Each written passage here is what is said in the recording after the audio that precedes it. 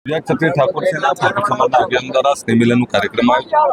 સમાજમાંથી કુરિવાજો બદીઓ દૂર થાય, સમાજ તમામ ક્ષેત્રે આગળ વધે એના માટેની વાતો કરવામાં આવી અને નવા વર્ષથી તમામ સમાજો તમામ લોકોને ખૂબ ખૂબ શુભકામનાઓ કે આવનારું વર્ષ એમનું સુખ સંપત્તિ વૈભવમાં નીવડે અને તમામ રીતે લોકોને મદદરૂપ કઈ રીતે થવાય એના સંકલ્પ સાથે અમે બધા ભેગા થયા। ગેલીબેન સાથે જોઈને લોકોએ નવી અટકળો શરૂ કરી છે આજે।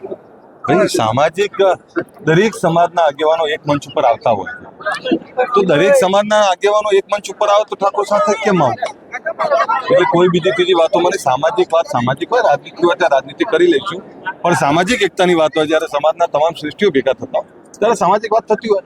અલ્પેશ ઠાકોરે આજે 3 વાગ્યાનું આંદોલન ગાંધીનગર એજન્ડા સુરેશે શા માટે? અરે એક મહિના પહેલા અમારી જ્યારે કારોબારી થઈ ત્યારે નક્કી થયું હતું કે ભાઈ આવે 26 જાન્યુઆરી બધાએ ગાંધીનગરમાં ભેગા થવું અને રાતના 3 વાગે એટલે અમે કોલ આપ્યો કે ભાઈ આ સમાજને હવે જાગવાની જરૂર છે।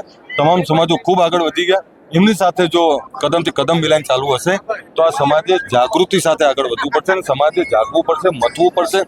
આ એના માટેની